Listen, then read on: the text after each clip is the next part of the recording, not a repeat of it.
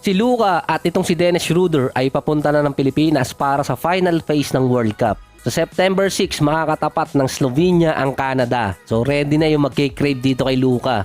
Ang Germany naman katapat ang Latvia, ang smallest country na nakapasok sa quarterfinals.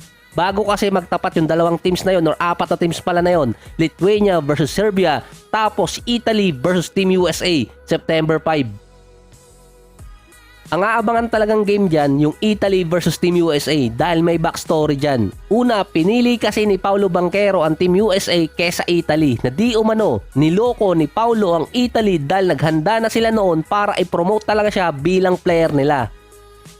Ang ginamit pang word dun sa ginawa ni Paolo na paglipat sa Team USA or pagpili ay traidor. Dahil noong October 2022, sinabi kasi ni Paolo na interesado talaga siya maglaro sa Italy. Pero hindi kasi matanggap yun ng Team Italy na sa iba pa nila na malaman yung desisyon ni Paolo. At isa pa, kahit nung bumisita sa Milan si Paolo, iniwasan niya si Coach Gianmarco Poseco.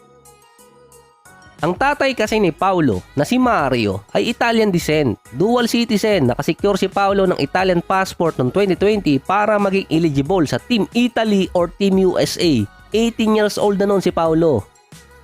So alam na natin yung mga players at coach dito sa Team USA, dito tayo sa Team Italy. Dahil nga kalimitan nagiging headline si Coach Gianmarco Poseco kasi nakakatawa naman lagi yung mga joke niya about kay Pacquiao.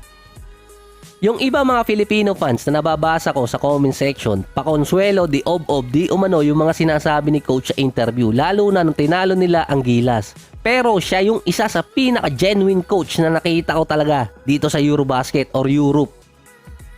Based nga kay Coach Gianmarco, kung sa Italy hindi mangyayari ang isang sports legend tulad ni Pacquiao, iimbitahan siya sa bahay pa nito dahil lang sa mga joke na ginagawa niya. Pero sa Pilipinas nangyari yun. Si Coach Gianmarco ang tinatawag din dating Italian White Chocolate or parang Jason Williams. Member si Coach Gianmarco ng 2004 Team Italy na tumalo sa Team USA. Ito pa yung time na bata pa si Lebron, Carmelo, Dwayne Wade at nasa lineup din noon si Allen Iverson.